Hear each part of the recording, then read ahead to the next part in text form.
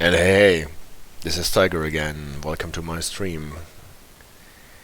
A new version of went wrong with my displaying the title of the game.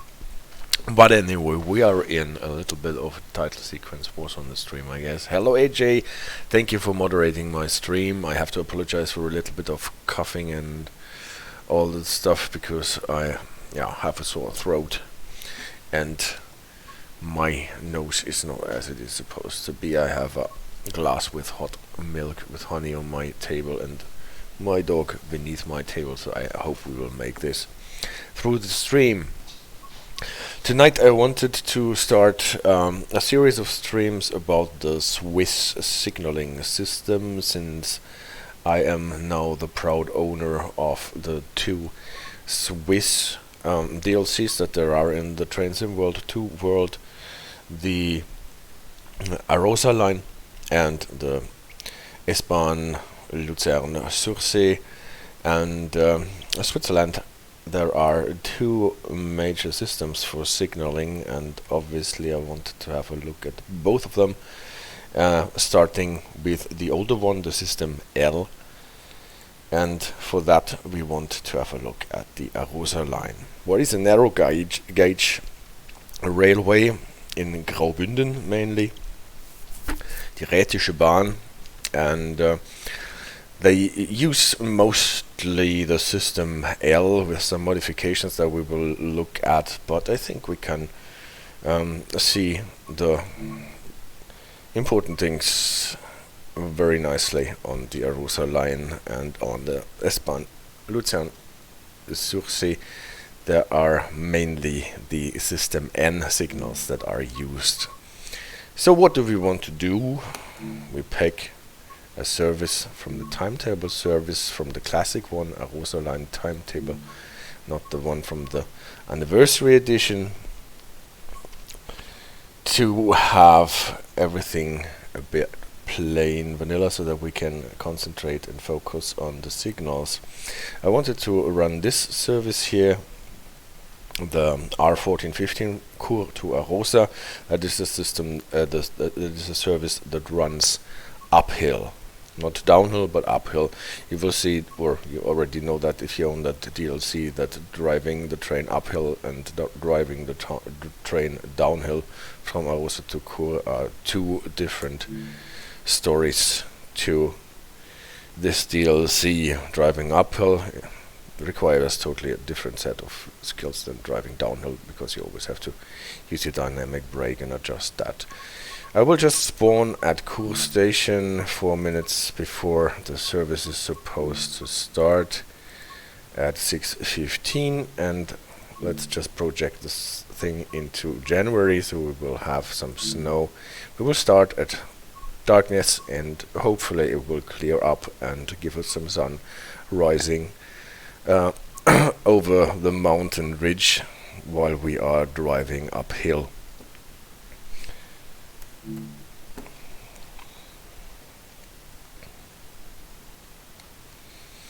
There was always a lot of talk about the Arosa DLC in the forums, and that it is not so great and the landscape is barren and things. And although I can see several of the some of the points, I totally do not agree with people who say that you should not buy or use that DLC, because it is really a beautiful DLC in a lot of aspects. It has been fixed after quite some time. Timetable wise, there are still some peculiarities in it, but most of the timetable works really well now. The signaling works really well. There is one nice little thing like the departure clearance signals that I have not seen in any other DLC so far. And it's fun to play. I hope that there will be a train at the end of this track. This is why I'm running there. You can see it is, well, some people will say it is much too light for it being night and foggy, but nevertheless, at least it makes you find your train. And here it is. You can see it's a narrow gauge train. The distance between the two rails is 1 meter, not 1 meter 45 as with the regular gauge. And we are running an electric locomotive. This is the train, just look at it a bit before we get into it. First class compartment. Well, it looks really nice and old-fashioned, I think. No, I don't want to climb up, I want to close the door. Yes. It's an electric locomotive. Get started. That runs with electric current that comes from the overhead catenary. Do we still have to close and raise? I think it is already. Pantograph is already up. Main switch is already there. Yes, we get light. Headlight selector to 2. A deadman switch there is. We want to have some lights in the cars so that the passengers can see where we are going. One nice thingy. Here the rear view mirrors, they are actually animated. If you click this switch, they get flapped out. Cannot really see a lot in them, but at least they are animated. So I turned on the master key, I switched on the rear lights and the front lights to 2, rear lights to 1. This is the train light switch. Usually the light in the coaches is off. But we want it on, and I switched on the deadman switch, so we have a pedal, and as soon as we are not standing on the pedal while the train is running, then the brakes will be applied.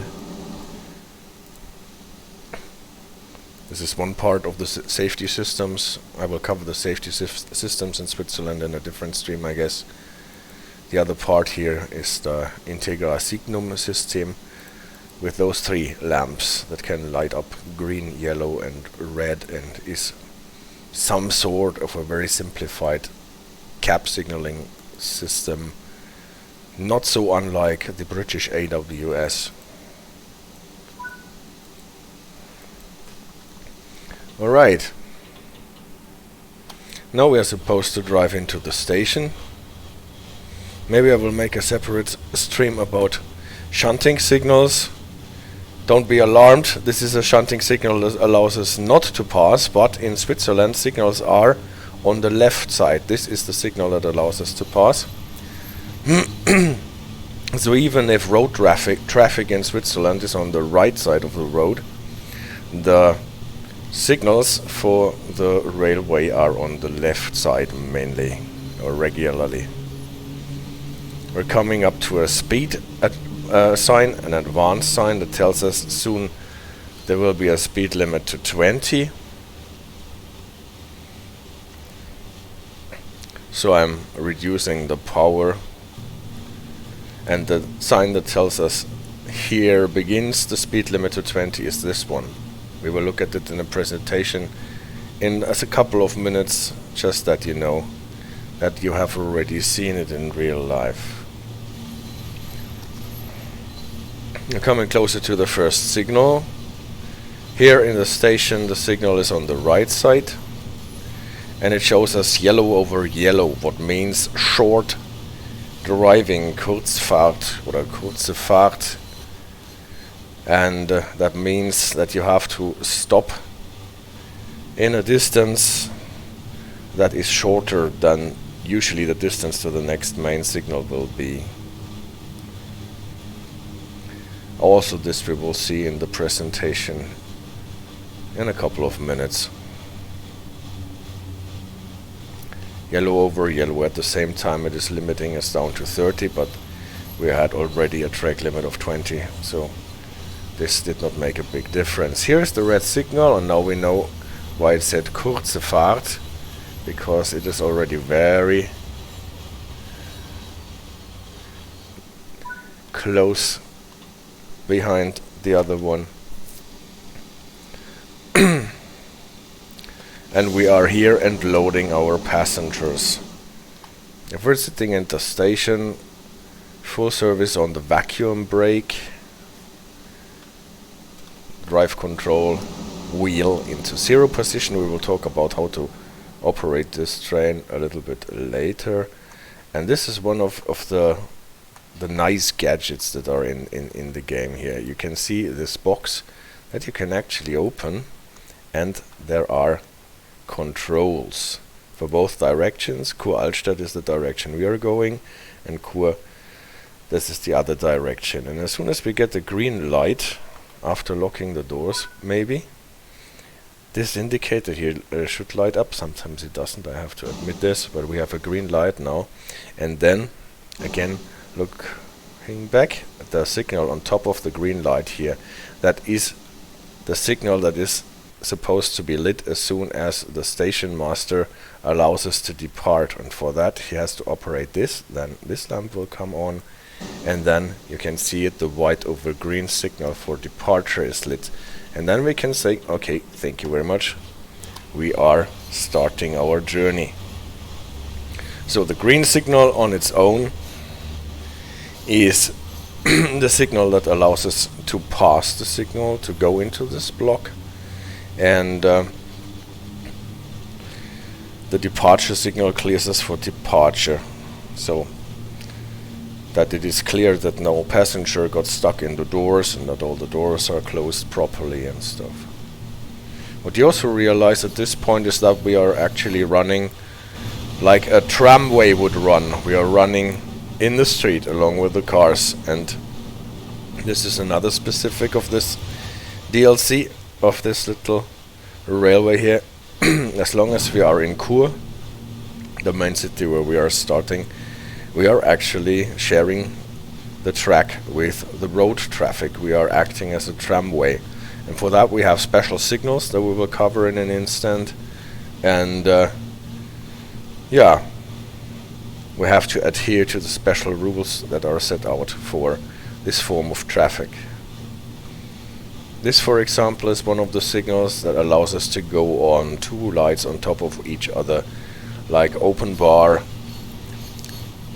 a vertical fashion, allows us to pass. Position light signals, just like with the Long Island Railroad.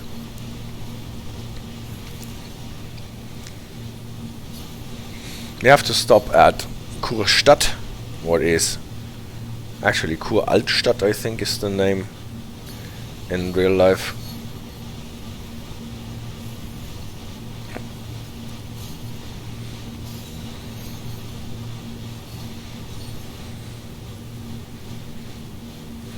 And you can see we are driving very close to the stopping position before we even start reducing the power and applying some brakes. Since most of the time in this service that we are playing here, we are running uphill, and so the gradient will always slow down the train anyway.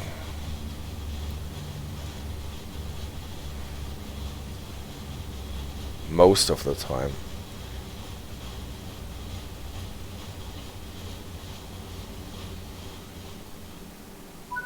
Yeah, already again stopped a bit short. Vacuum brakes. Another peculiarity, we have a non-British. Have you seen any fog since you started? Because I haven't. Well, it is foggy a bit, but it only shows in a bit of a distance to the train, I guess. Not really here so close by in the city. But you can see it when you look at the sky. You don't see any stars. So that is, I think, where the fog comes in. And this is where the presentation comes in, by the way. After we went for a bit. This is my presentation, Swiss Signaling System L. And this is the source in the bottom where you can read it up and check if what I tell you here makes sense or is okay. I got it from the Schweizerische Fahrdienstvorschriften, FDV, with this article number, and this section R300.2, what covers the signals. The edition from July 2020. You can find this in the internet on the website of the Swiss Department for Transportation, I think. And this is the source for stuff that I'm telling you here. At the same time, Rivet published a manual to this route, and so I cross-checked what I could get out of there and from the Fahrdienstvorschriften. The Swiss signaling system, System L, is a system that is not unlike the German HV system, a system that has main signals and distance signals. This is, for example, a main signal. Main signal you can easily recognize, usually by its longish form. All the lights on the main signals more or less are arranged on top of each other. It does not necessarily be so long, can be shorter, but if it is longish, it is most probably a main signal. Not always, but most probably. And if it is more like a square, it is most probably a distance signal. Like always in all the signaling system, a red light means you have to stop, or Halt in German, and in Switzerland it is called a Halt signal. It's a main signal. It's a signal that you are not allowed to pass. And this signal typically is announced by a distance signal that looks like this: warning.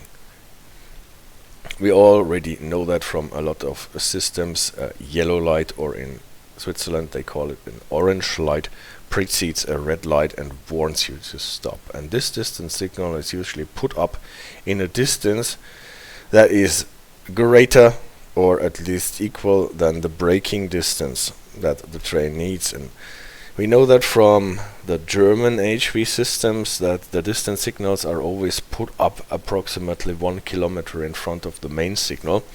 What is not necessarily the case in the Swiss system, because here, as far as I can read it, the distance depends on actually what speed limit is allowed on this route.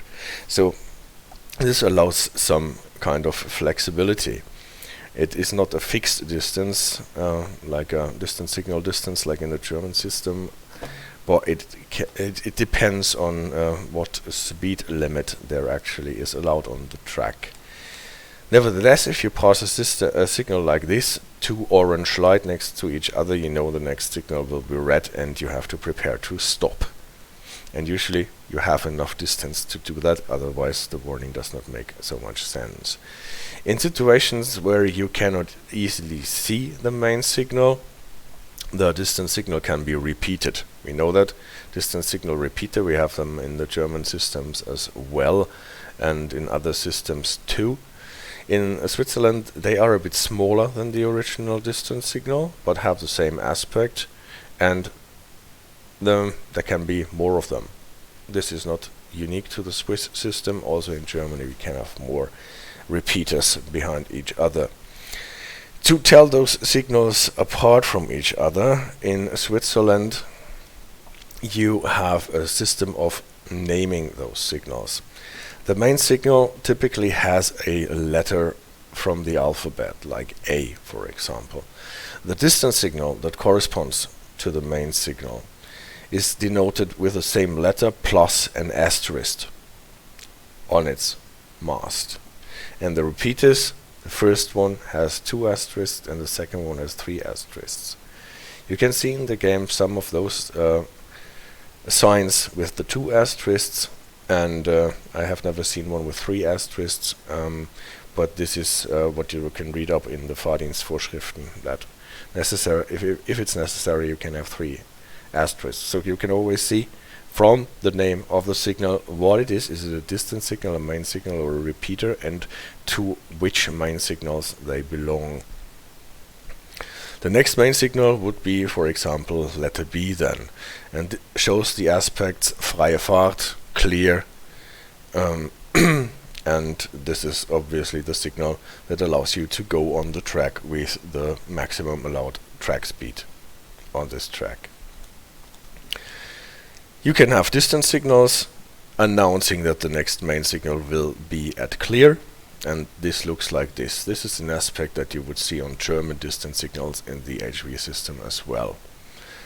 Green over green diagonally. In the Swiss system it is called Ankündigung freie Fahrt, announcement clear. Freie Fahrt means free driving, announcement of a clear signal on the distance signal. It does not necessarily need to be in this diagonal fashion. It can be like this, horizontally. We see that in the Arosalinie a lot, that we get this signal instead of this in the diagonal fashion. The meaning is the same. I will come back later to the situations where you can encounter this rather than the diagonal one. But one thing that you have to know if you come from the German system especially, the distance signals in Switzerland are not only limited to show advanced aspects, but they can also show aspects that you would rather expect on a main signal. So the distance signal can already show the one green light for clear. And this is actually a thing that you can read up in the Fahrdienstvorschriften, that most of the aspects are not limited to either type of the signal. More like both signals, distance signals and main signals, can show almost every aspect. So this is why main signals can sometimes have this squarish look, and then they have a additional sign, like a white sign with a black dot, that tell you that it is a main signal anyway, even if it looks so squarish and looks like a distance signal. But this does not confuse you. If you just read the signals, you can read what signal it is by looking if there is an asterisk or not, and well, the aspects can come into. Just don't be confused if you see an aspect that you would rather associate with a main signal on a distance signal. It is allowed in the system. The only thing is that in the system L, distance signals cannot show a red light, obviously, only main signals, home signals in the US system, stop signals in the British systems, only main signals can show a halt, red light, a stop aspect. And the other aspect that we have seen when running into the station, the Kurze Fahrt aspect, the short service, short driveway aspect of yellow over yellow, can only appear on a main signal 2. Well, you've seen the typical sequence here that you will encounter when you are closing in on a red signal. You will have greens, either always greens like in the British system, or the advanced announcement aspects for the Freie Fahrt, greens like in the HV system in Germany. Both works, both you can see, and as soon as you're closing in on the red signal, you will get this double yellow in a horizontal fashion that announce you the next signal is red. This is like in the British system, the single yellow, and before that the double yellow. Here you will just get this one warning with the 2 orange lights in a horizontal fashion. What was this thing with the aspect that we have seen, the short drive aspect, the Kurze Fahrt aspect? If you have a signal that is in a shorter distance that you would usually expect it behind the next main signal, like we have seen this in the station, typically the entering signal and the exit signal on the station are main signals, but they have a shorter distance that than you would encounter on the open track. Then you get on the first main signal that you pass this aspect, warning you that the next signal will require you to stop, and that it will be in a shorter distance than you would usually expect the next main signal, and at the same time it is slowing you down to 40 kilometers in the regular system, and in our narrow gauge railway system that we have here on the Arosa line, it is actually limiting you to 30 kilometers per hour.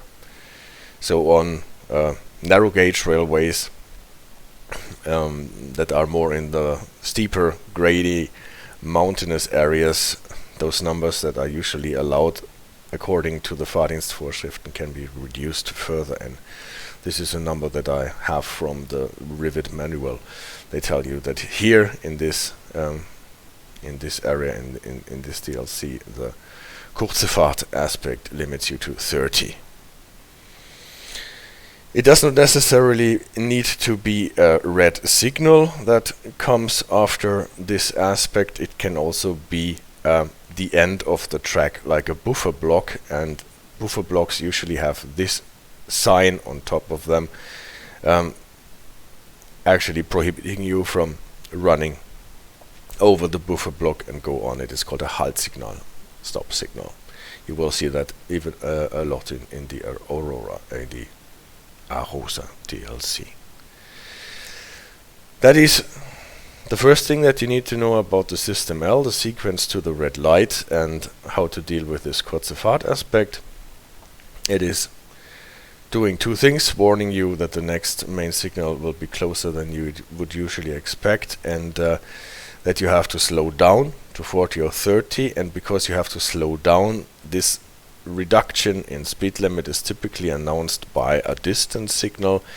A distance signal that looks a bit like the VR2 system in the German system. Here it is an orange over diagonally going down green.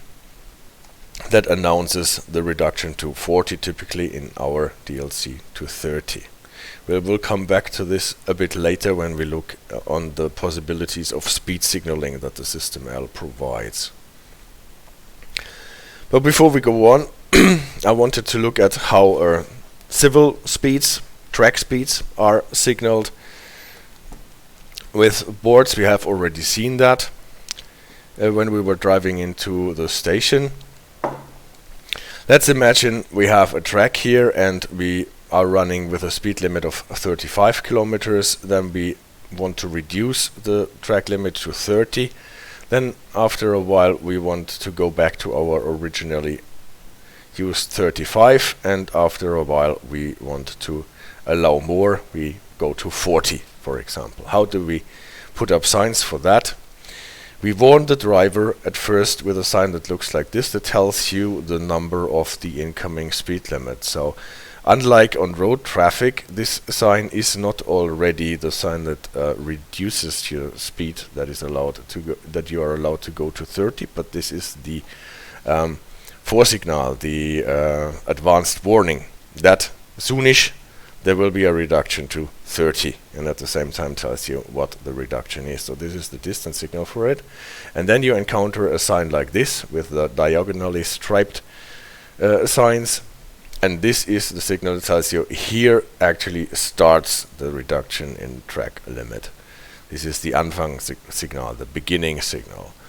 And then if this reduction just stops and the limit goes back to what it was before, you can encounter a signal like this, striped vertically, and this just says, okay, now the reduction in speed limit ends. And then you know that from a lot of other systems, the last vehicle on your train, your full train, has to pass this sign, and then you can accelerate back to the original limit. This is called the end signal. This was reduction in speed limit. If you're running on a certain speed limit and you want to raise the speed limit, then you just put up a sign that looks a bit like the distance signal, but it has those black ears on top of it, and that tells you here the limit goes up. And again, you just have to pass this sign with your whole train, and as soon as the whole train is past this signal, then you can accelerate to the new limit. So there will be no beginning and end signal for that, because it is increasing, not decreasing. And you can distinguish those two by those black ears. What if you want to signal different speeds for different services, like for example passenger service and freight service? So this orange line is supposed to tell you that here the freight service is not allowed to go back to the 35 at this point, but is required to stay at the 30. and at this point it can accelerate to 42. How do we signal that? Then we cannot just end the reduction to 30 here with the end signal, but we have to put up a different sign like this. So we can end the reduction by putting up a speed sign that allows you to increase your speed again. And if you want to distinguish between two different types of services like passenger and freight services, then you have those two numbers on top of each other that you know from the British system, for example. And the higher number obviously applies for passenger trains, and the lower one for freight trains. You even in the most American systems you have stuff like that.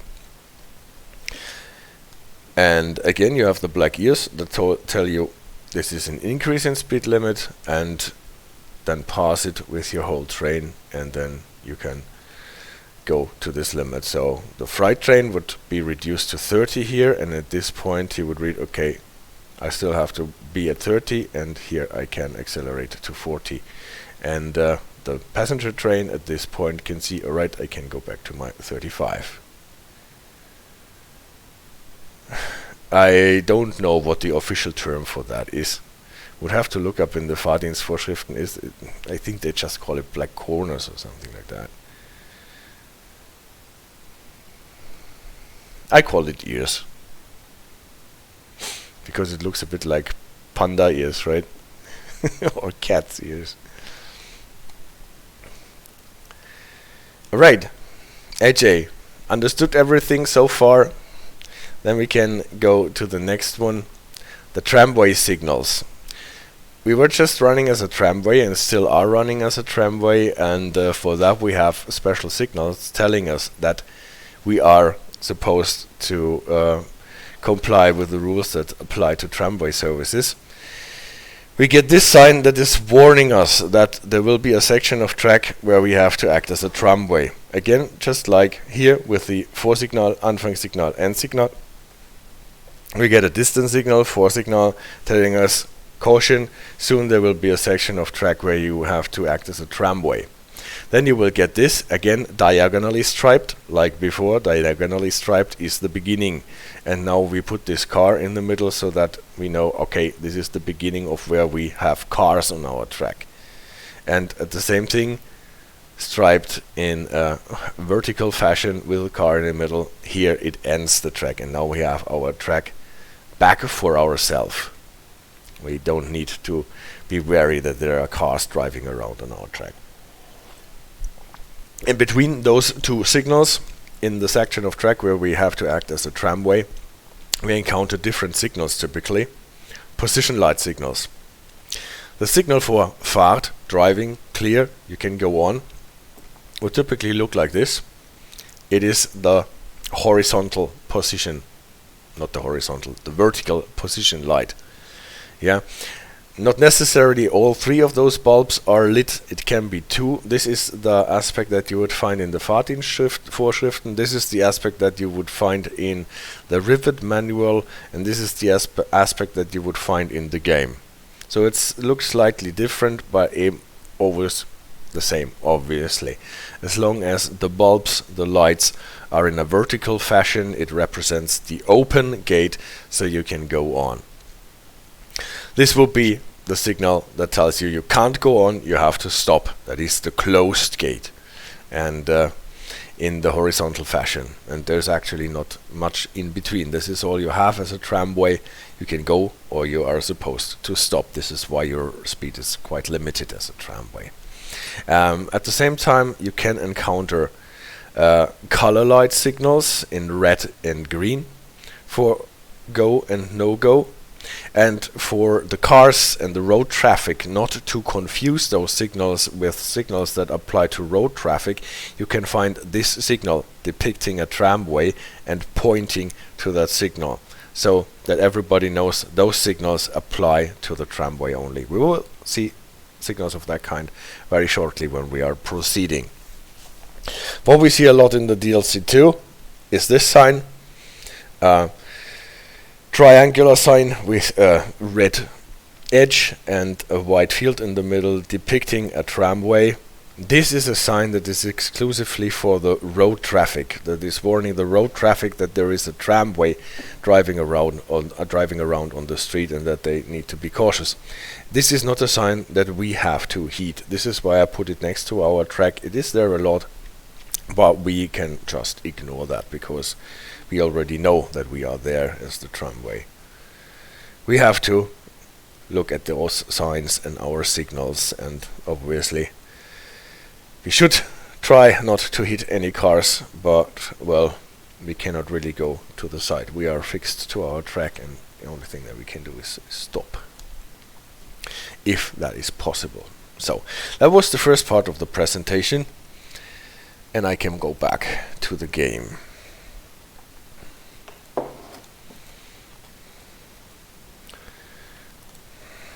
Yeah, you can see cars are on the street. Lock our doors. We're a bit late anyway. Did our signal go to? Yeah, you can see here the ears 25, and we have a signal that allows us to go.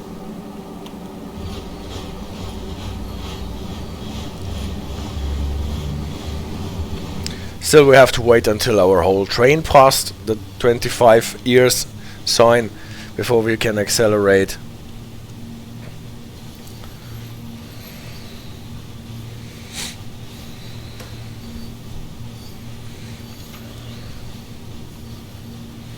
What is probably happened now.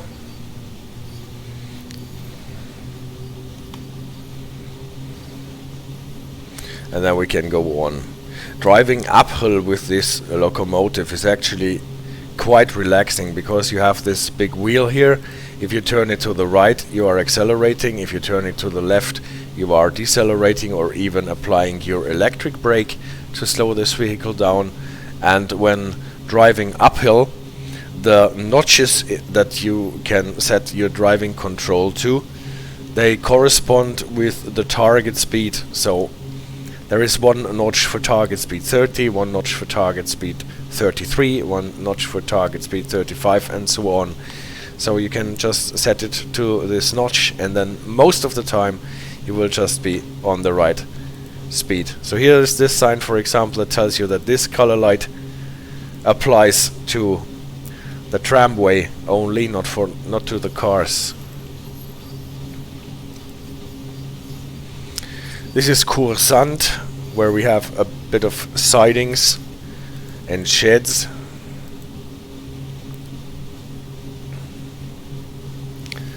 This bright white signal on the left side is a shunting signal that prohibits driving from the line to the left into our main line here. Here again an eared signal allowing 30 as soon as the train has passed it. About those signs here for the elevation I will talk in the next stream when we are actually running downhill.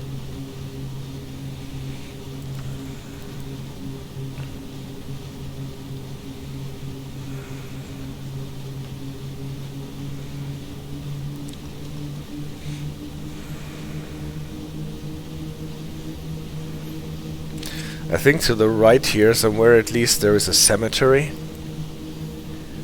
across the river.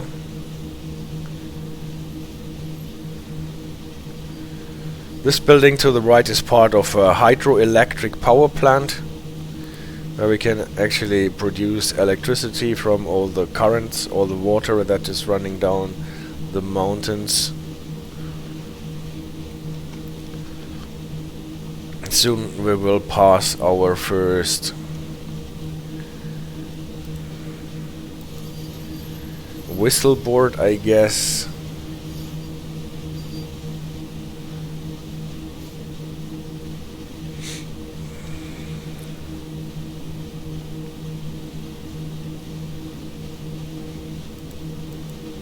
Here again a signal allowing us to go ahead, and this little sign here with the two triangles, one black, one white, and here is the end of the speed limit and the end of the tramway signal. Two signals at the same time telling you that the limit ends, and we can go to our regular limit of 33 kilometers per hour. What is a bit of an awkward limit, but this is the limit that we have most of the time here when running uphill. Sometimes we are allowed to go 35, sometimes we are slowed down to 30, but the medium limit is 33.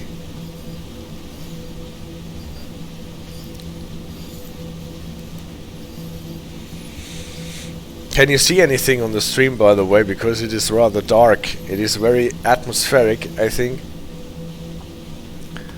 but still rather dark. It should get lighter when we get higher up into the mountains. You can see enough, alright. Now it starts snowing a bit.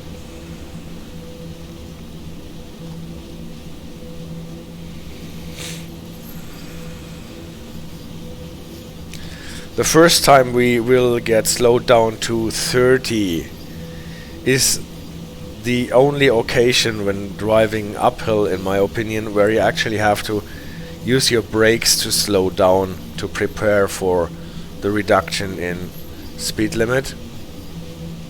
Can turn on the wipers now.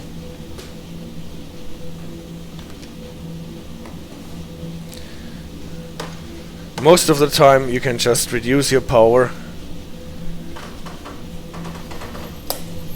and be good. But at the first occasion you don't have enough gradient to slow you down, so you have to use your brakes a bit. Your vacuum brakes. This is what I wanted to say earlier. It is really awkward to have vehicles with vacuum brakes. On European railways, usually you would associate vacuum brakes with the good old vintage UK diesel locomotives. But here the main train brake is a vacuum brake, whereas the locomotive brake is an air brake. So the independent brake that only slows down the locomotive is an air pressure brake. The train brake is a vacuum brake. This is why you have the brake gouges here in a split way. You have a vacuum pipe and vacuum chamber indicators telling you the difference between those two hands. Will show you how hard the vacuum brakes will attack. Then the big dial in the middle shows you the pressure in the brake cylinders. The small dial shows you the pressure in the brake pipe, the Hauptluftleitung.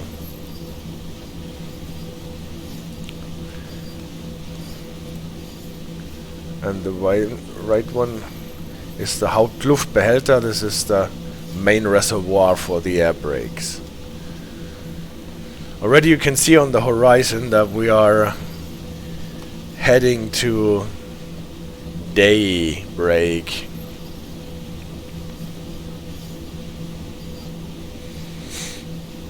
In the middle, obviously, there is the speedometer, and next to the speedometer, one of those four indicators. Now my TV wants to switch off and I cannot find my remote control. So now I'm back. The rightmost one of those four tell you whether you are applying propulsion force or braking with the electrodynamic brake. If it goes to the right, you are applying propulsion force. If it goes to the left, you are applying dynamic brakes.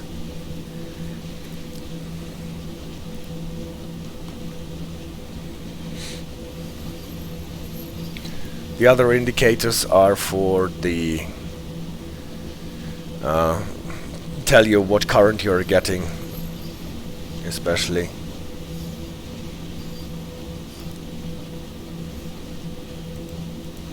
And we, by the way, have more. Oh, it doesn't really light up things more.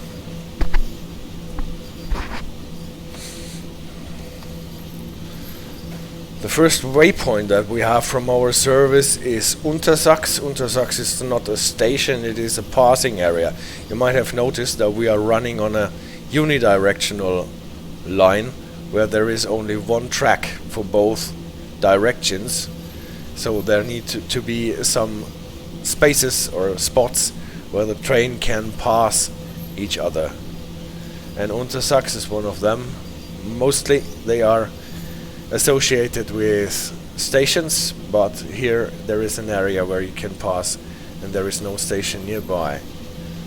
And this is actually a very tricky location, especially when running downhill, because there are no distance signals attached to the main signals, and you can see the main signal very late, so you need to be cautious when closing into that, because you might need to stop and see the signal very late and don't get the warning before that.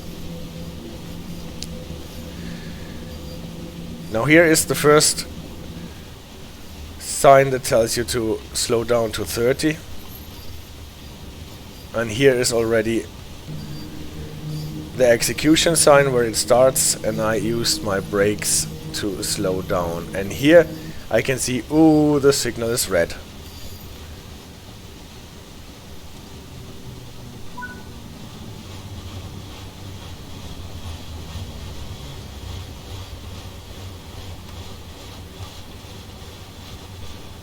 Now it switched to green, now we can go on. But you saw we had to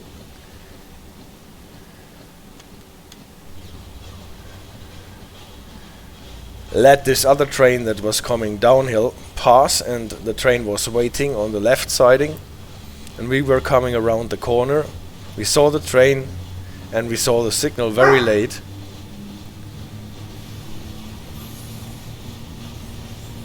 And uphill it works, because you have the gradient to slow you down and you see the signal from a bit of a distance. It's okay, Chili. But downhill you have to really prepare for this and slow down heavily to not run the signal if it is red. We will probably see this in the stream for the safety systems when I will be running a train that is going downhill.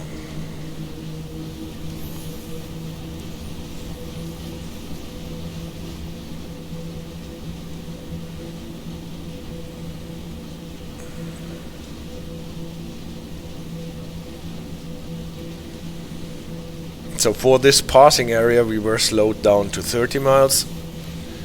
After the passing area, you might have noticed the end sign allowing us to increase our speed to 33 miles again, and this is what we did.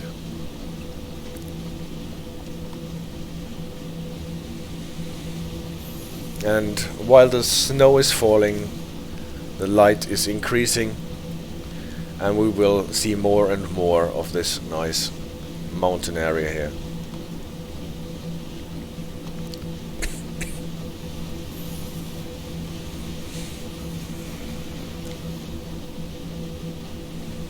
So again, reduction to 30 incoming. This time it is just enough to notch down the wheel one notch, and then the gradient will slow us down enough so that we are at 30 when we are hitting. Here's the end sign for this 30 reduction. It was only for this viaduct, but obviously the train still has to pass the end sign. Sometimes you can see the sparks from the overhead catenary. Dish, there was one that get reflected in the tunnels.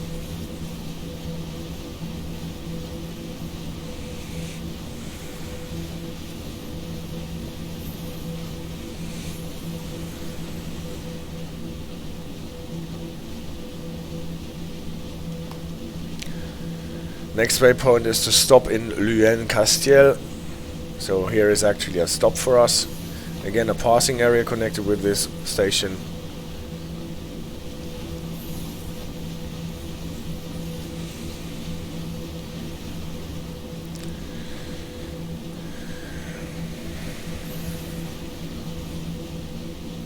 When you're closing in on a station, you might recognize some signs that are like a square put on a tip, white with a black bar across it, and 2 lamps, but those lamps are not lit.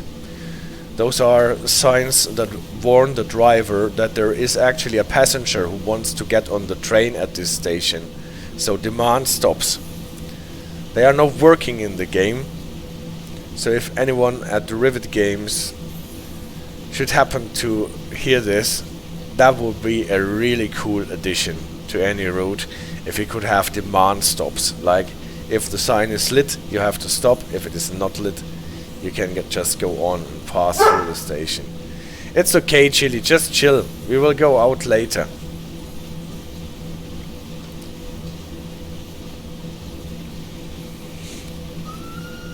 Whistleboard. This is actually the top end of another hydroelectric power plant here. Normally, here should be on the right the pipe where the water runs downhill and where they draw the energy from the water. The pipe I cannot see in the game, but the location actually exists.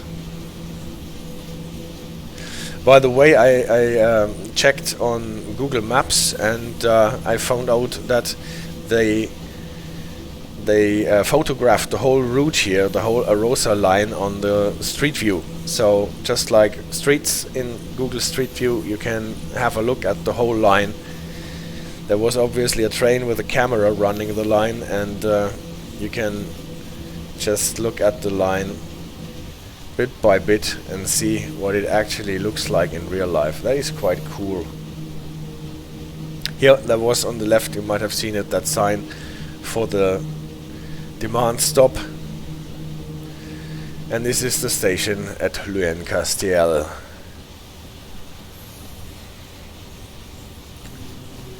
You can see that the exit signal is red because we are getting warned about it by the 2 orange lamps.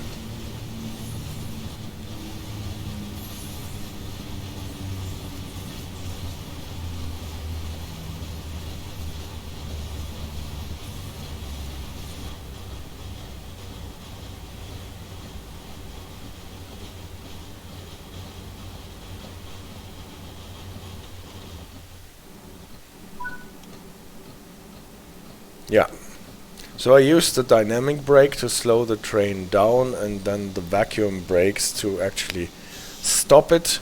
Not so much vacuum brakes, so that the train comes to a smooth stop, and then vacuum brakes to a max to secure the train, and then you can go back to 0 and the dynamic brakes, because when the train is at a standstill, the dynamic brakes don't work anyway. Here the station building. Every station has a clock. Sometimes the clock hands are not actually in the center, but here they are. And again, here's this thingy for the exit signal.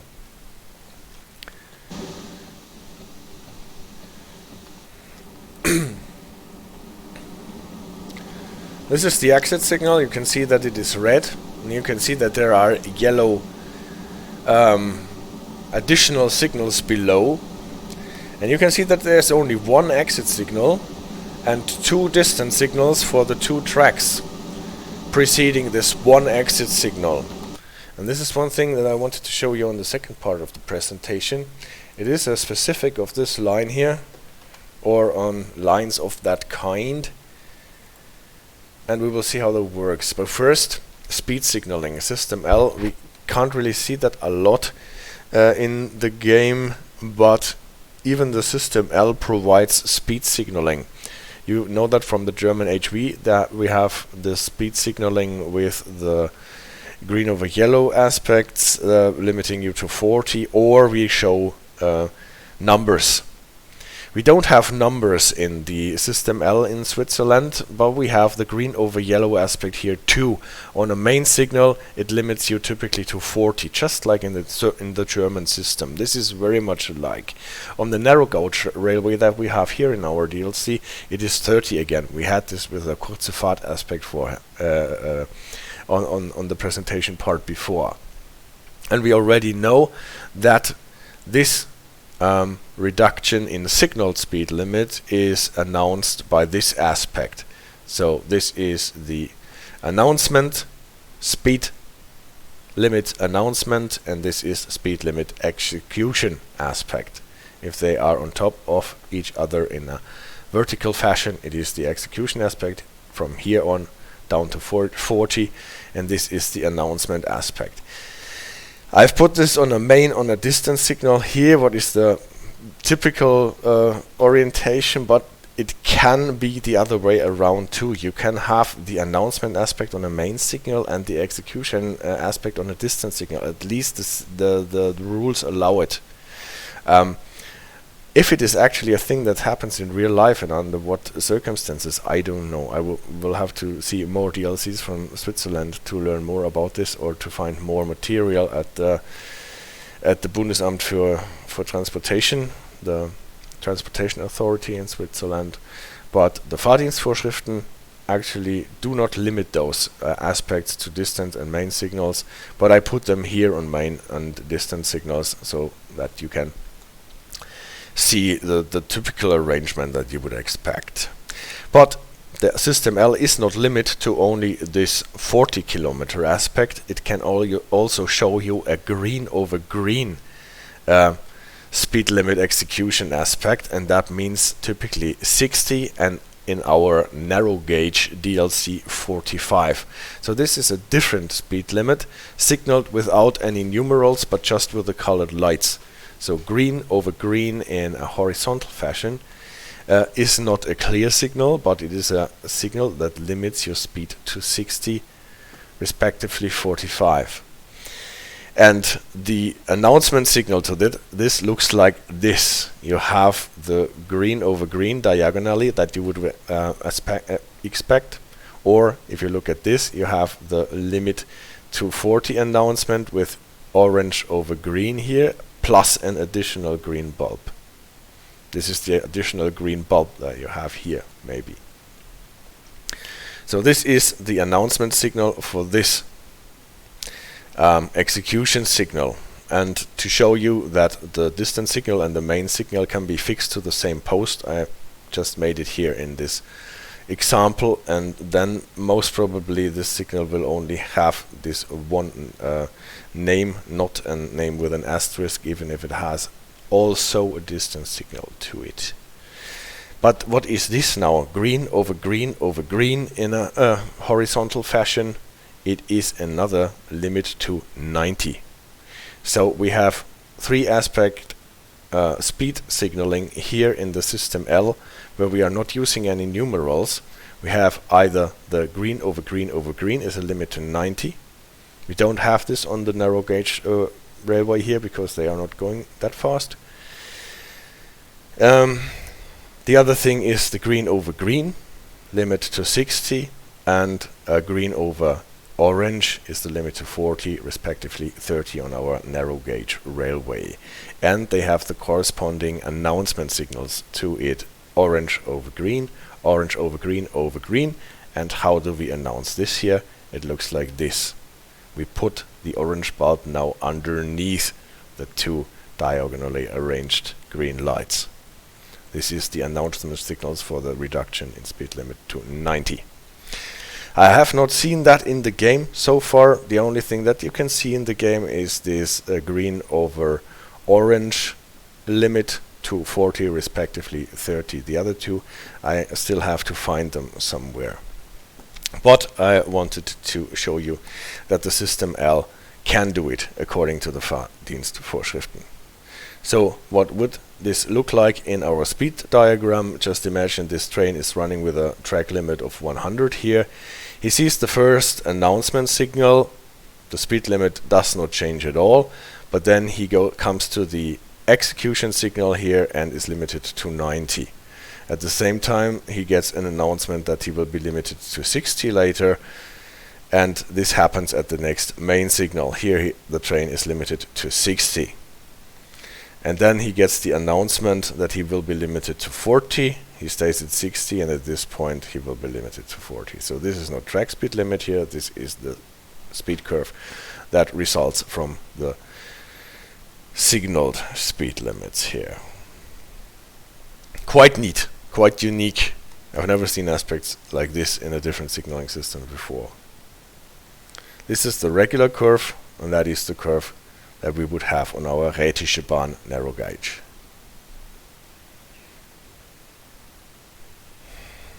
And now to what we have seen at our stop. We have seen one signal, one exit signal, and 2 tracks at the station. How does that work? We have one signal at the end and has the name A, for example. It is one main signal for both tracks, and so that you can know to what track the signal that is shown applies, you have this additional 2 additional signals underneath them. And if the signal is red, then they will always show this closed bar aspect in their position lights here. Sometimes they will even show a cross, but at least the closed bar will be there too. And this means both tracks are locked. You can't run out of them. So that you know at what point you have to stop on those tracks, because typically you would stop at the signal, but here, for example, on the line that our train is on, you would not even pass the signal because the signal is next to the next track. You have those signs here that tell you here is the point where you have to stop if the signal is red and is locking your exit from this track. And in the game, this is nicely modeled. If the signal is red and you pass this sign here, then you sped out. So if any part of your train passes this sign, if the signal is showing you a red aspect, then you sped out. It is called a safety marker, Sicherheitszeichen. And accordingly, since this signal is actually 2 exit signals, you will have 2 repeaters in front of them. You can have 2 distance signals coming in front of them, but at least in our Arosa DLC, you don't necessarily need to have a distance signal. You can already get a repeater even without a distance signal that is going to be repeated. If that is genuine, I don't know. If that is a specific for the narrow gauge in the Rhätische Bahn, I don't know either. I can just report that in the game you can encounter this. You can encounter a main signal, you don't have a distance signal in front of it, but you have repeaters. And those repeaters will have names like A1 and A2 for the 2 tracks. It corresponds to the A main signals, but it is a 1 and a 2 track that correspond to this main signal. So this is why those 2 repeater signs signals have those split numbers. And they have 2 asterisks to show that they are not a distance signal, but they are just repeaters. And the most important difference between distance signals and repeaters is that the driver knows that from the repeater signal on, the Bremsweg, the braking distance, is not safeguarded until he has to stop at a certain point, for example. This is why it is important to see if this is a distance signal or just a distance signal repeater. If there was 1 asterisk, then the driver would know, okay, this is a distance signal. If I start slowing down from this point, I will come safely to a spot. With a distance signal repeater, this is not safeguarded because they can be in a much closer distance to the main signal. So if the driver just starts slowing down at the repeater sign, he probably won't be able to stop his train before he hits the safety marker. So how does this system signal you that you can actually pass this main signal, and which train or on which track is actually the one that can pass? Let's say our train drives up to the point where he has to stop, to the safety marker here. He has to stop, and then he looks at this signal. And then if it turns to green, the signal will turn to green, and those 2 signals will show you which of the 2 lines are allowed to go. The left one or the right one when you're looking at the signal. And this is good for our train here, because now the driver knows here we have the green signal. The green signal is applying to the right track. The left one is still locked. And accordingly, the repeater will switch to a green aspect, sometimes to the diagonal one, sometimes to the horizontal one, and on the other track the repeater will still repeat the stop aspect that you can only see in this position light signal here, not anymore in the color light signal. And this is what you encounter in the Arosa DLC a lot, this kind of signaling. And this can be a bit confusing if you don't know the system, but it's explained nicely in the Rivet manual. Another thing, we have already talked about it when we started at Chur, is the departure clearance signal. Most of the time those signals have a fourth signal head that is attached to this post, and they can show an aspect that looks like this, white over green diagonally. It can be in the other way around, so the white light can be to the right and the green light can be to the left. This is the clearance for departure. So far the green light only tells you there is nothing that prohibits you from passing the signal and entering the next block. But when you are sitting in a station, you had the doors open, you close them again, so there is always the possibility that a passenger falls into the gap between the train and the platform, or gets caught with his hair or clothing in the closing doors, and stuff like this must be safeguarded. So there is a person on the station that has a look at all this, and if he thinks, okay, the train is safe for departure, then he will press the button or turn a key that can only be turned with a certain key, and then this signal lights up, and then the driver knows, okay, I'm not only allowed to go into this block, but I am also allowed to depart from the station. It is safe to depart. And this is nice because in the DLC you can actually light the signal in most of the stations, and well, you need to do this with an external camera, but it is another thing that adds more roleplay experience to the game, I think. Yeah, that is most of what I wanted to tell you in this stream here. I just wanted to show you what the whistle boards look like in Switzerland, and they look quite unobtrusive. It's like this, white triangle over a black triangle, and this is the Pfeiftafel, the whistle board, and they require you to use your whistle, and the rules say according to the situation it might be necessary to whistle longer or shorter, louder or less loud, and if necessary you can repeat the whistling. So there is actually not a certain pattern that you have to adhere to, like the 14L pattern in the United States. It's just one whistle blow. You can repeat it or you can just prolong it according to the situation. Typically you would start at the whistle board, I think, and then stop whistling when you pass the level crossing or whatever point you are supposed to warn people about your train arriving.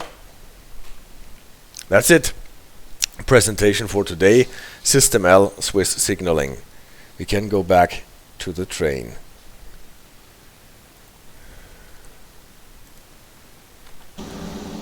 So this is the situation that we looked at just before. One exit signal, the two position light signals blocking both tracks left and right, and here the repeaters, you can see two asterisks denoting them as repeaters. Both are on the warning aspect, two oranges in a vertical, in a horizontal fashion.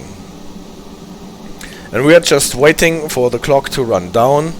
Maybe we can already close our doors so that we are ready for departure. But obviously, even if the clock has run down, we have to wait for the signals to switch. And now they switched. You can see the main signal switched to green. The right position light opened our track, and our repeater switched to green. So we can go to our departure signal thingy, and here you have the departures for uphill and the departures for downhill. Normally or sometimes this green thing lights up as soon as the green light is on, and if you hit the depart button, then this one gets, the orange one gets lit, and you can see that the departure signal, the clearance for departure signal here, oops, that was a bit too much, gets lit as well, the white over green diagonally, and then we can actually start running our train. This locomotive, and this is a point of criticism in a lot of forum entries, it jumps into running as soon as you move the wheel to notch 1.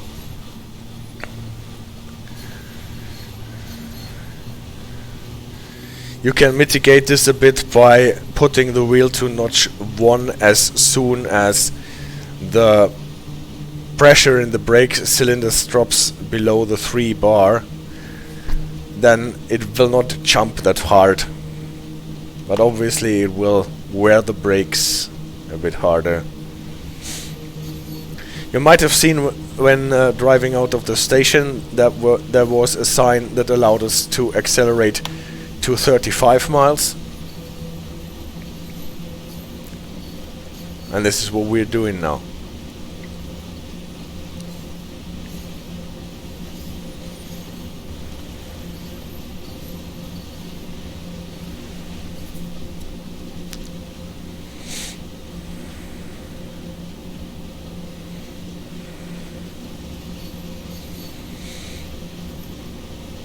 Can you see the fog now, AJ?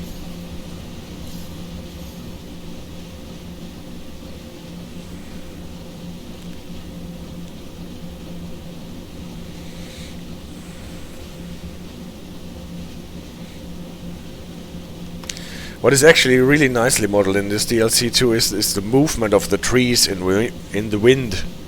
We don't have a lot of wind now at the moment, but there are some services when you're running down from Arosa in heavy rain, and you can see those trees moving a lot in the wind, and that looks really good in my opinion.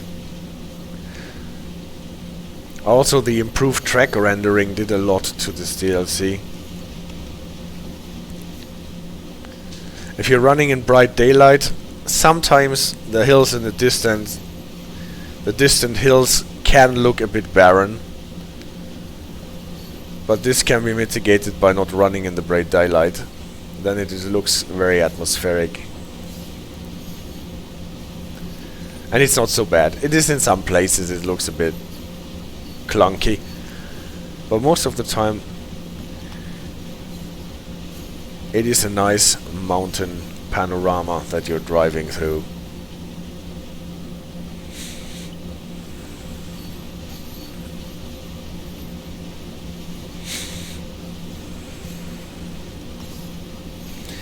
Here again, a sign telling us to slow down to 33. As a passenger service, at the next sign here that orders us, here begins the reduction.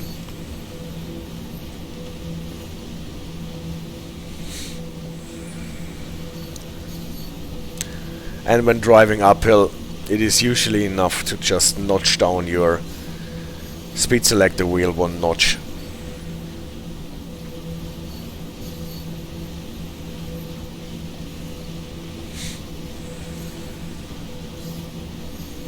From a technical standpoint, this locomotive is a funny thing too, because you're obviously getting your current from the overhead catenary, and the current that you're getting from the overhead catenary, as opposed to current that you get from the third rail, is typically alternating current.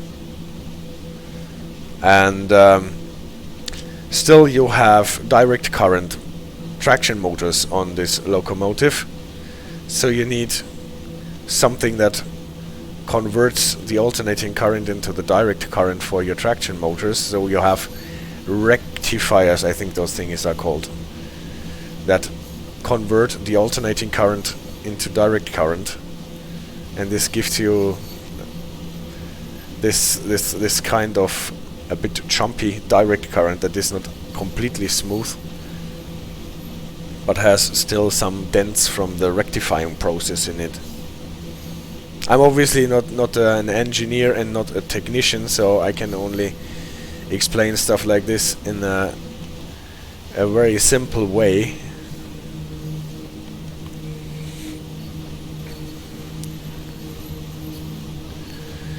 But this is why you cannot regenerate the energy that you get from the dynamic braking on this train, because you would have to retransform the energy that you get when using the dynamic brakes back into from direct current into alternating current to put it back into the overhead catenary, and the train does not have a power inverter that is necessary to do that.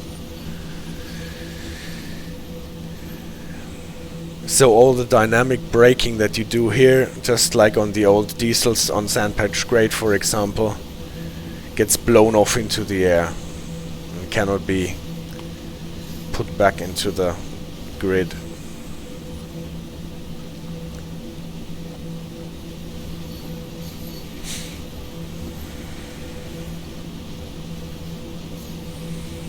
Again, I said it before, the whole line can be watched with Google Street View. You always see someone's head in front of the camera, because that was obviously necessary to operate the camera on top of the train. But you can have a nice look at all the installations on the track and the sequence of signals and even the names of the signals. So you can see that Rivet forgot some asterisks on the signals that you pass by when you run into Arosa.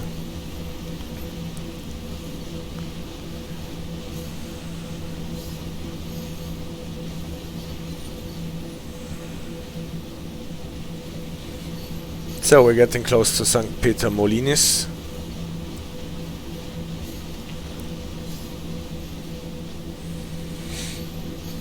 Another main signal, entry signal, that has some additional signal heads for shunting signals. Then the announcement to 30, I guess. Here it is on the left side.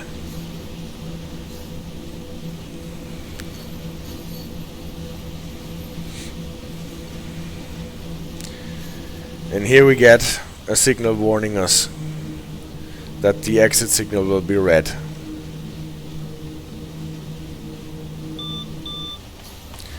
Here it is actually a full-blown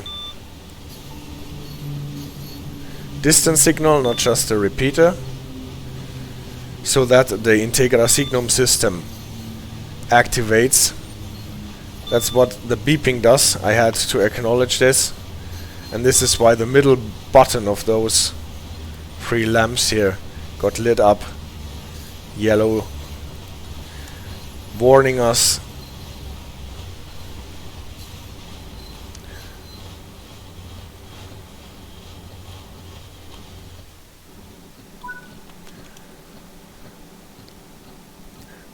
about the orange aspect on the distance signal. Again, you see the same situation that we discussed in the presentation before. One exit signal red with 2 closed bar position lights. Here are the 2 repeaters for the entry signal that we just passed. We had 1 distance signal at the entry for the 1 main signal, but 2 repeaters in the meantime. You can see how the system works. It just multiplies it for both. Here is our box for the clearance for departure.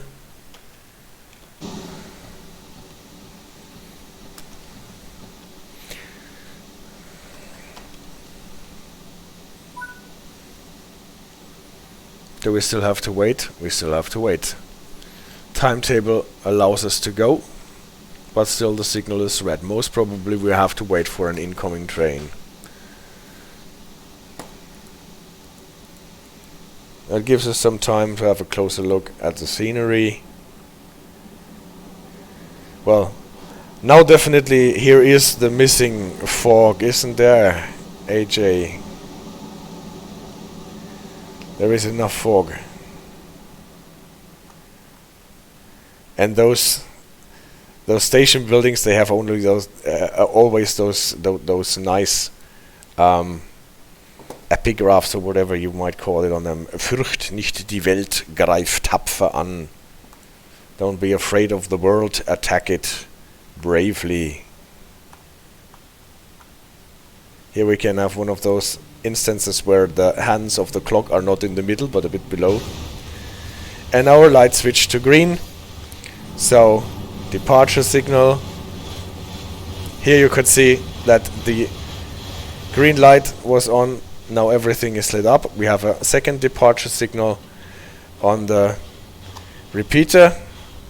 Here we have a repeater that shows the diagonal fashioned aspect.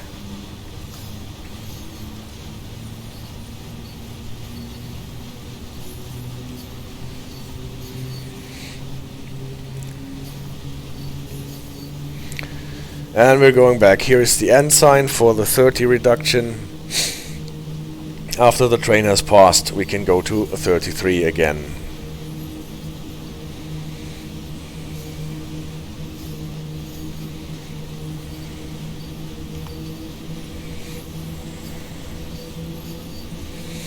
This is an aspect in this DLC that I enjoy a lot, that you sometimes have to stop at these passing areas and wait for the train from the other direction to pass by. And again, it would be great if they could make those stop on demand signs work, so that you do not know at what stations you have to stop, and you have to just pay attention to the stop on demand sign to collect passengers who want to get on the train or off the train, as it is. Langwies is the next stop. That means we are not stopping in Peist.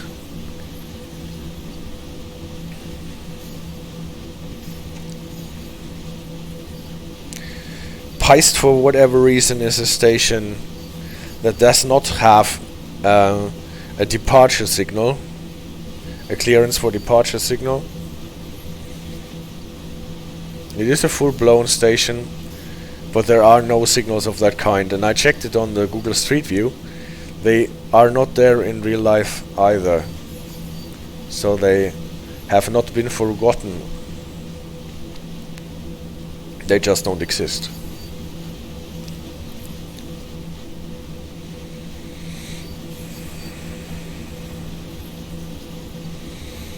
I think there is a whistleboarding coming on the left side.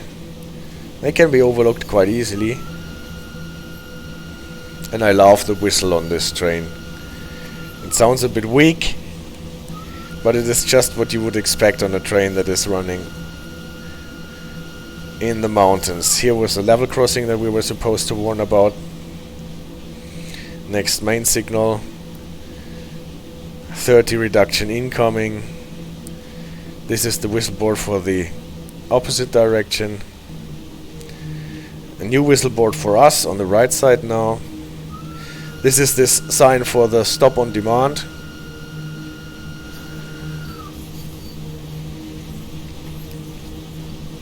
But for us there was no demand. We passed the station with our 30 miles. This is Peist station. You can see the exit signal is green, allowing the right track to pass the signal, and this is us, and this is what we were doing. We were passing the signal. On the right side you could see the safety marker. This is the position where you would have to stop in case the signal is red.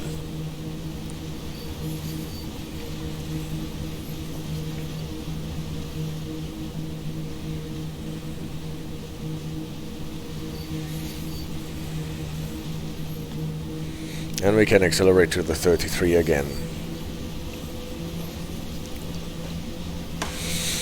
Next station I think is already the Langwies. Langwies is the station with this very, very scenic viaduct next to it.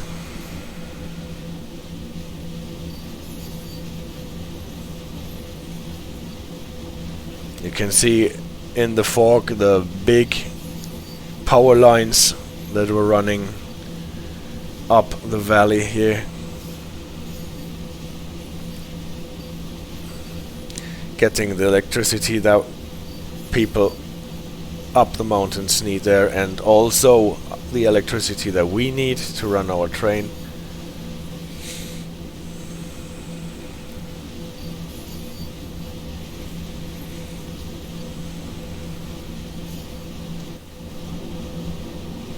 Aren't those nice pictures?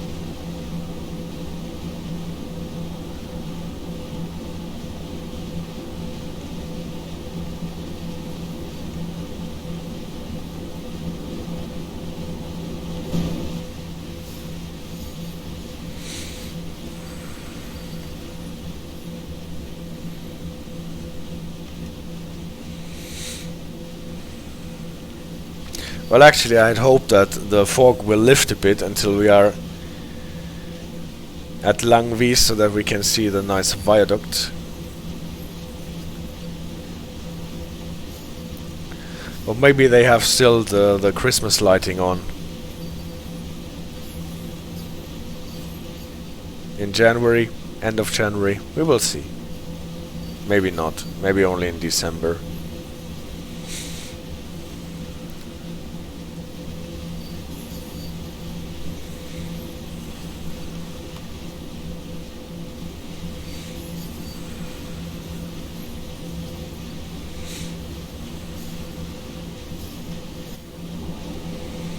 Always those viaducts that get you on the other side of those little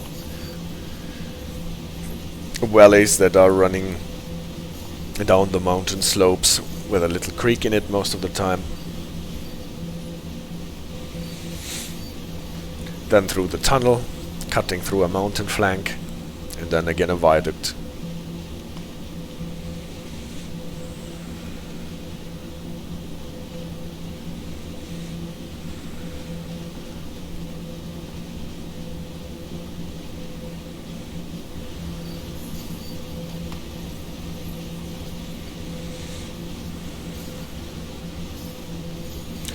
I have to admit I was a bit skeptical about third-party content, especially after the Baureihe 187 and what the water looked like in the old Isle of Wight DLC.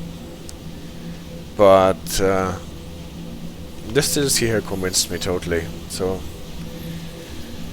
after the refurbishment that it got last year,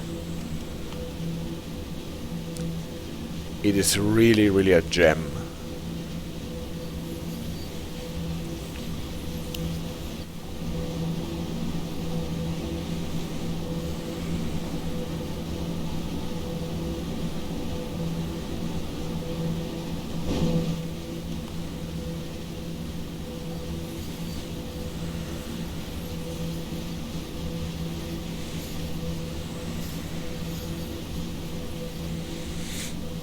Might have missed a whistle board due to the externals.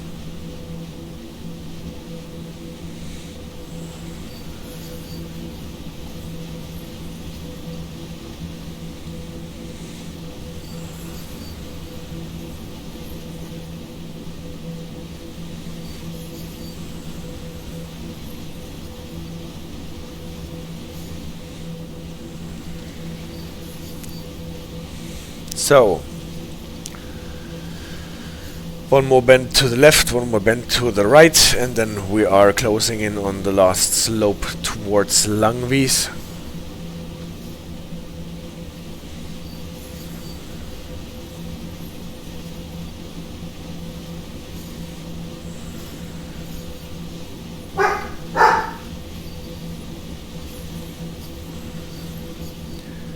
Easy chili, won't be so long.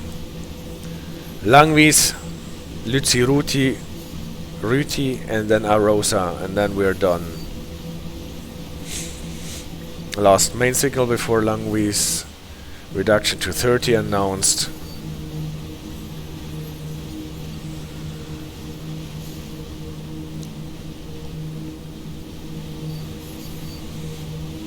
Now you can see the mountain tops through the fog.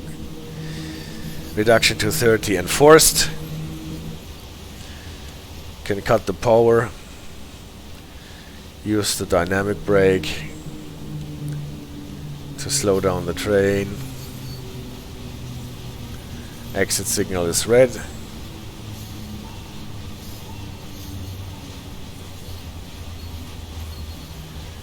can see in this setup we don't even have a repeater. We only have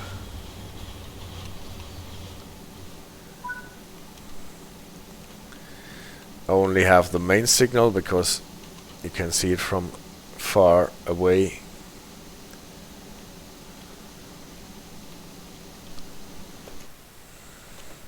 Find the departure clearing signal box.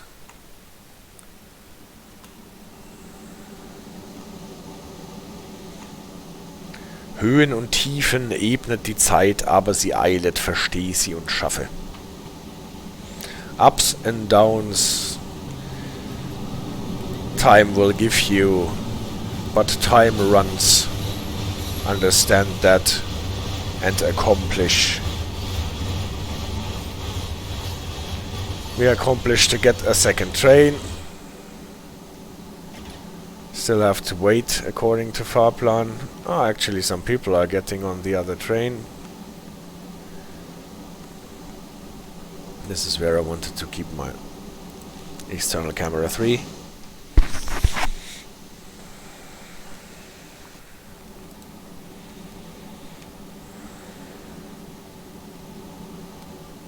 Is the fog lifting a bit? Ah, here you can see the viaduct and the lighting is still on. This is where we came from. This is where we're going to. All of a sudden the fog has cleared and we are on a beautiful winter morning. Do the signals clear as well? Well, we have to close the doors first.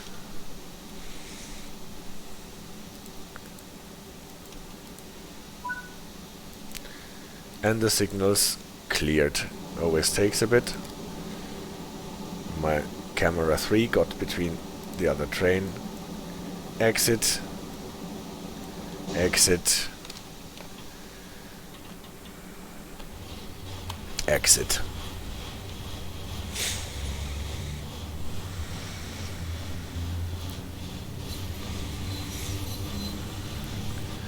Litzirüti is the name of the next stop, if I'm not mistaken.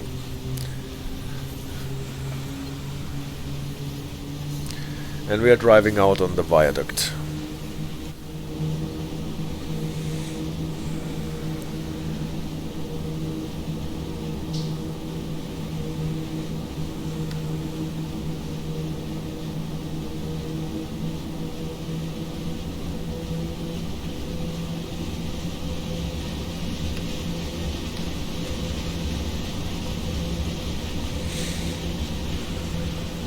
Well,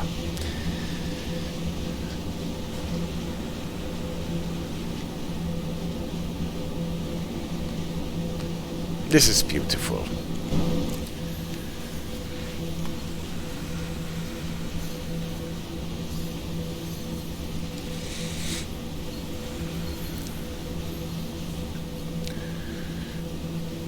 Speed limit rising to 35. You could see the sign with the ears.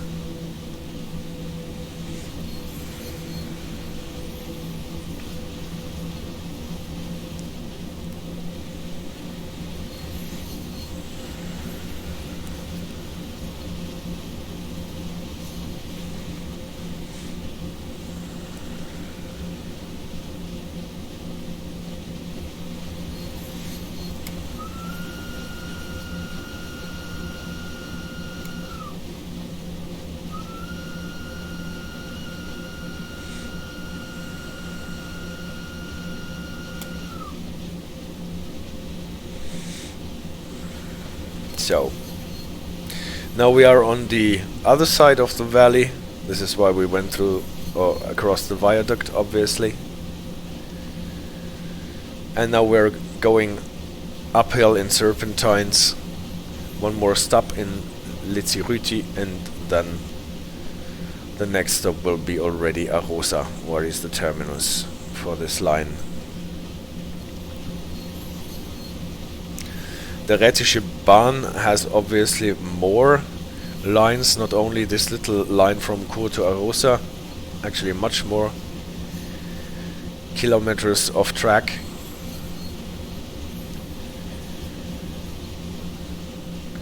But this is maybe the most scenic And it's all narrow gauge, I think.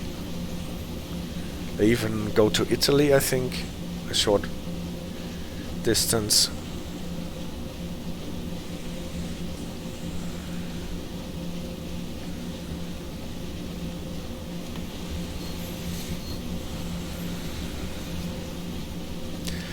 When closing on to Litzirüti, you can see in the distance counter that the distance counter always measures the distance as the crow flies, and if you're going uphill in serpentines, then sometimes the counter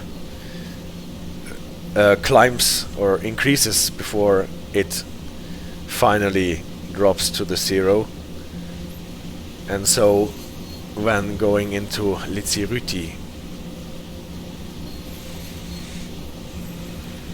in the last serpentine, you will see that the counter will count down to about 210 or 220, and then it will climb a bit before it finally counts down. And when closing into Litzirüti, there is no sign that warns us about the speed reduction to 30. We will just pass the execution sign without any announcement sign. I don't know, maybe they forgot that, or I was not able to find it so far, because now we're getting close to the last serpentine. This is the last main signal before the stop, and this is here. Counter goes down to 212, and then 213, 214, 15, 16, 17, 18, 20, and now it drops again. And we will get a whistle board here, but no announcement. Here is the start sign for the speed reduction. Exit signal is at stop. When stopping in this station, it is a bit tricky because the last meters actually you will run uphill, so your train will slow down quite fast in the end.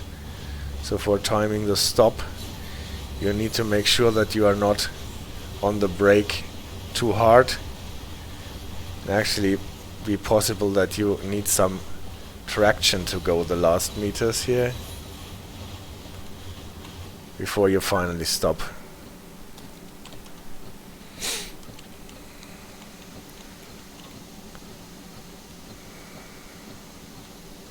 Oops. Better like this.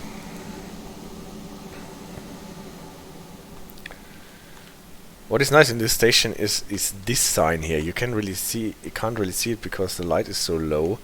The sign on top of here is a sign that is yellow with a black bar across, and that warns you that you mustn't go there if you are drawing your if you have an electric locomotive and need power from the overhead catenary, and as long as the switch is set to straight ahead, you can't read the sign, and if you switch the switch around and go on the siding, then this sign will appear and tell you that you can't go there with an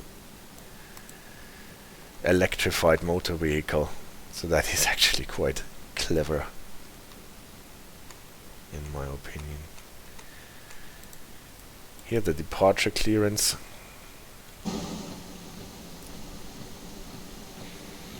But we have still some time on the clock. By the way, clock, I think this was one of the clocks where the hands are in a very awkward position. You can see they are not in the bullseye, but close to the 12. Well, runs like a Swiss clock, right? Closing the doors.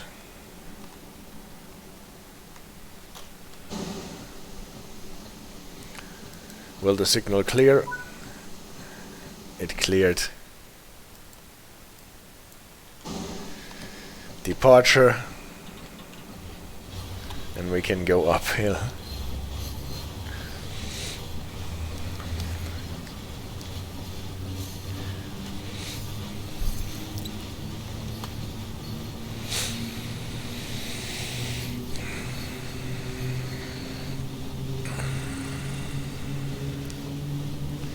33 after this sign. So this is the last leg. We have another passing area at Haspelgrube. And then Arosa. I think we will be allowed to accelerate to 35 soon.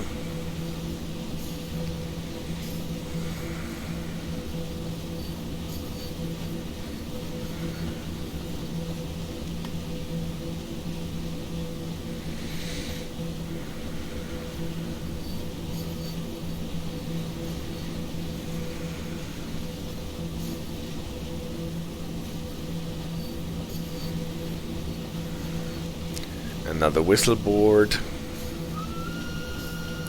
for one of those so-called level crossings. They are not really level, but they are definitely a crossing with a dirt road, like here. Typically you can see that by those posts that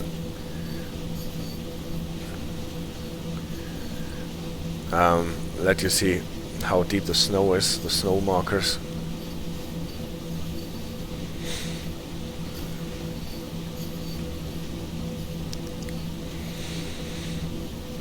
But this one did not have those posts.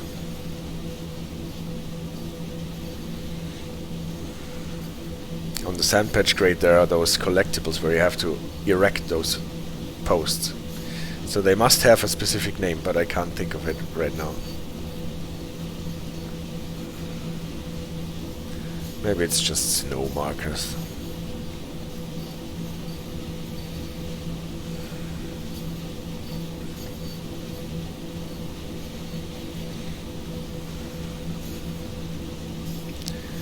Closing in on the Haspelgrube. Another one of those passing areas with, I don't know, maybe without any distant signals or repeaters at all.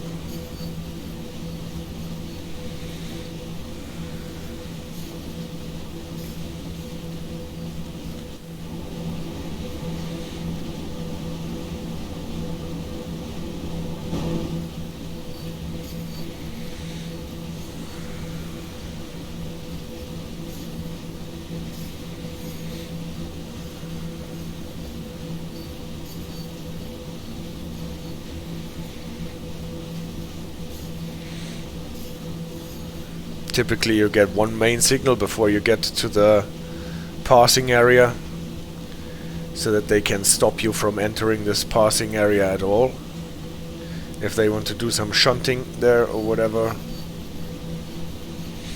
And at the same time, you know, you're getting closer. Here was the advanced sign for the reduction to 30.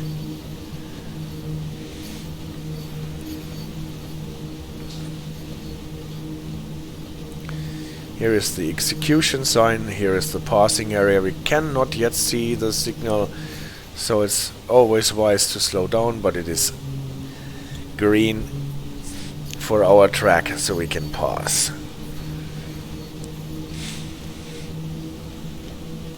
Oh, I speeded. No, I did not. Well, whatever.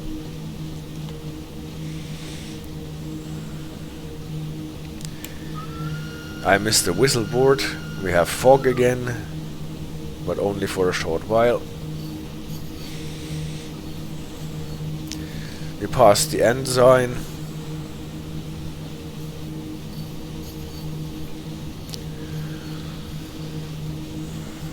We can accelerate to 33. I was speeding.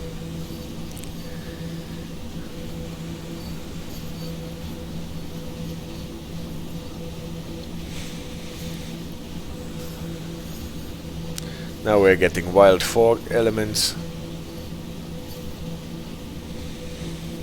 on the last leg to Arosa.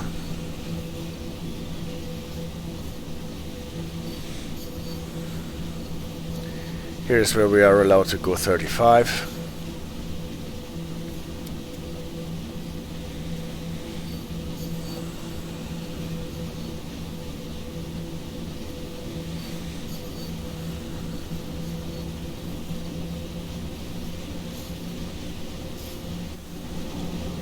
I think on the left, no, you can't see it, there's already a lake, or soonish there will be a lake on the left. Here's the Arosa Stausee. What was the name of it? Iselsee? A quite big body of water. And then there are two lakes at Arosa that we are passing. The smaller one is called the lower lake and the bigger one is called the upper lake. Untersee und der Obersee.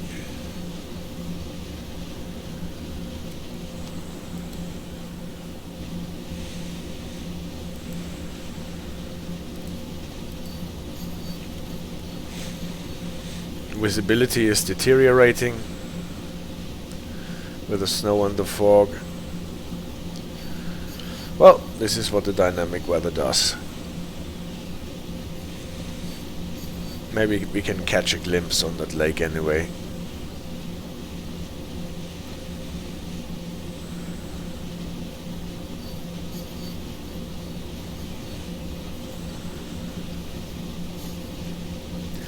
There will be one level crossing with crossing gates actually. I always think that they threaten to pierce me when we are driving towards them.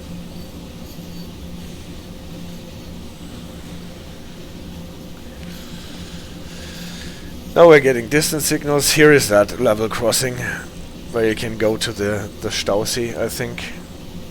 To the right there is the city, to the left there is the Stausee, and here this crossing gate. Doesn't it look like woof, like knights on the horses on a tournament when you try to knock the other one out of the saddle? Good thing they did not manage to do that.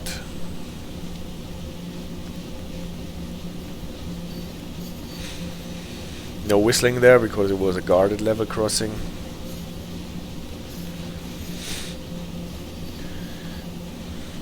Distance signal where the asterisk is missing, in my opinion. Then a main signal with a distance signal attached to the main signal, warning us about a red aspect incoming, and that is the red aspect at the end of the station. And what you can see in front of you is the Arosa city. We are going through one. This 35 is obviously not correct. It should be a 30 warning because at the end of the tunnel speed limit drops to 30, not to 35. 35 is what we are running at the moment. The Integra Signum is warning us that we got a yellow aspect, or an orange aspect to be correct. And at the end of the tunnel we have to be down to 30. Crazy how the fog also creeps through the tunnels. And now running into Arosa station. Here is the execution sign for the limit to 30.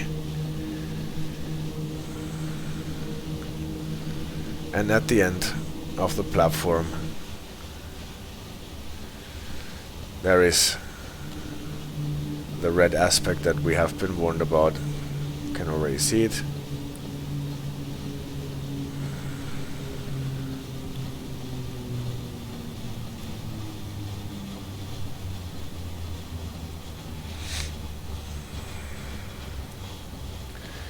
You can see that this red signal in front of us has a co-acting shunting signal at the bottom. That means both signals are showing the same aspect for shunting and for regular trains.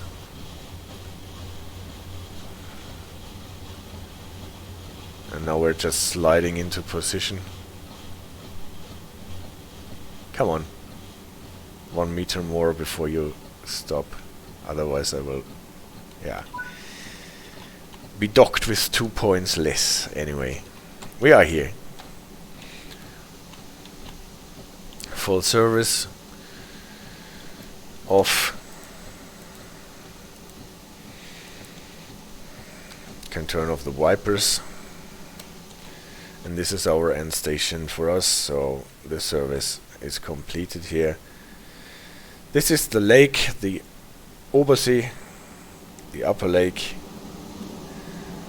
The lower lake we did not see because of the fog. It was to the right before we entered the tunnel.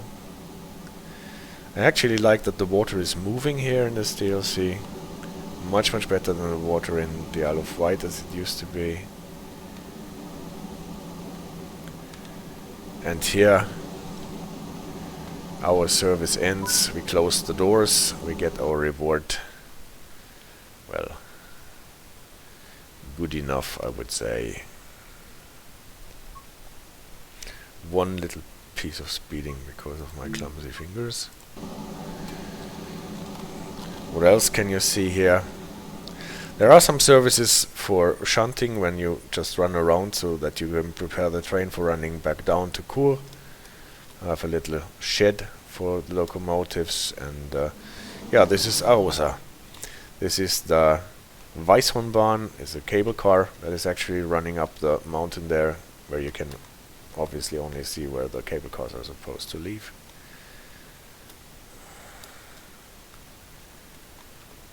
Yeah, that was my stream about the first chapter in the Swiss signaling system L, especially on the narrow gauge railway of the Rhätische Bahn, Chur to Arosa.